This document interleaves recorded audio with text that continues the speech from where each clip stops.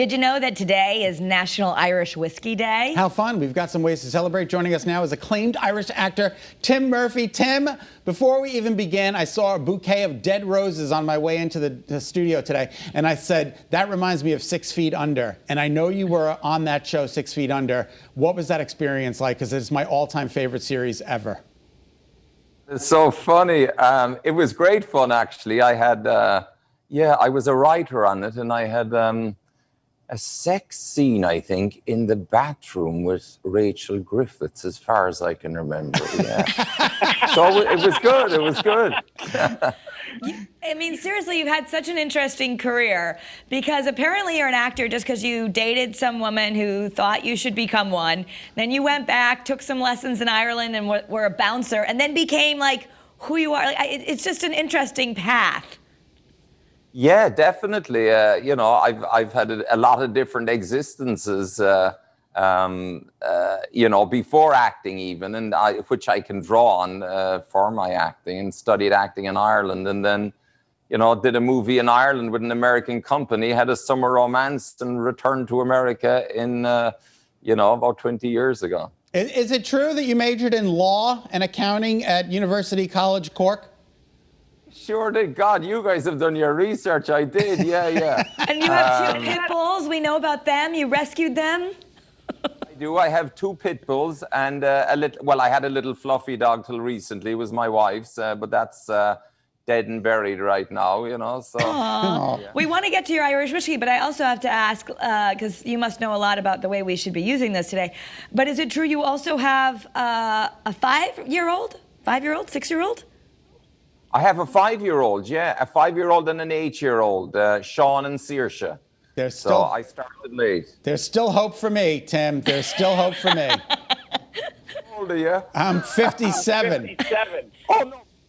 A spring chicken, you'll be flying around with the kids shortly. Okay, good. Maybe the Irish whiskey helps. Tell us how you like to use it. It helps. It gives you energy. It's for the kids, definitely. So, and McConnell's is great for that, of course. Tell us a little bit about how the Whiskey Day and how you're celebrating it. Well, the Whiskey Day, I suppose it's a celebration of Irish culture and everything, and it runs right through to St. Patrick's Day. So I'll be celebrating it with my family and friends with a nice glass of McConnell's Irish whiskey. This legendary whiskey, it's making its comeback to the American shores after an absence of 100 years.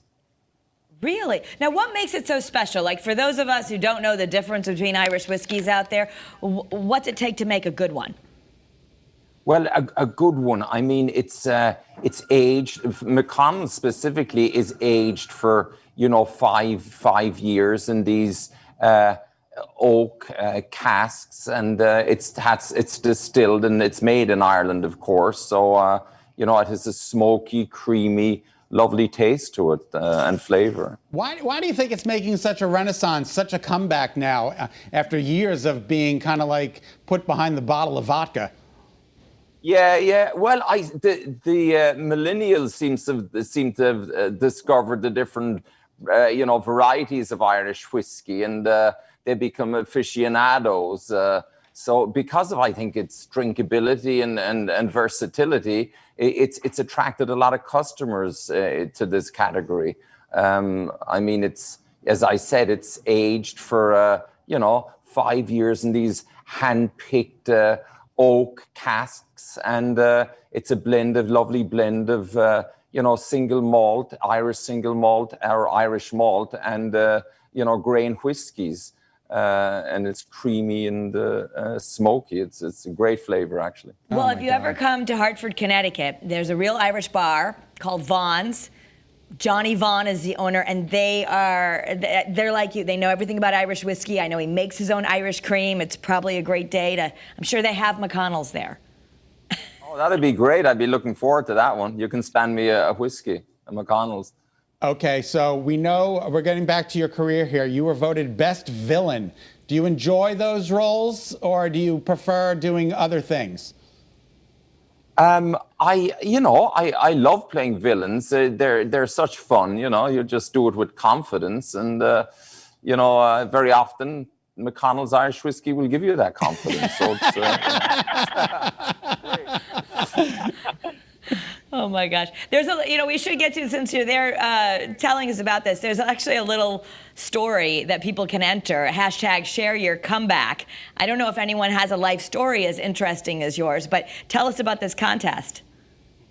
Well, the contest, I mean, the tradition of storytelling, it's like infused in the soul of Irish people. And the McConnell's whiskey story itself is quite an amazing story. It started in 1776, and it was an amazing success right out of the gate. And then it was wiped out by a fire in 1909 that destroyed their distillery. And then they came back and rebuilt, and then American Prohibition basically wiped it out in the 20s.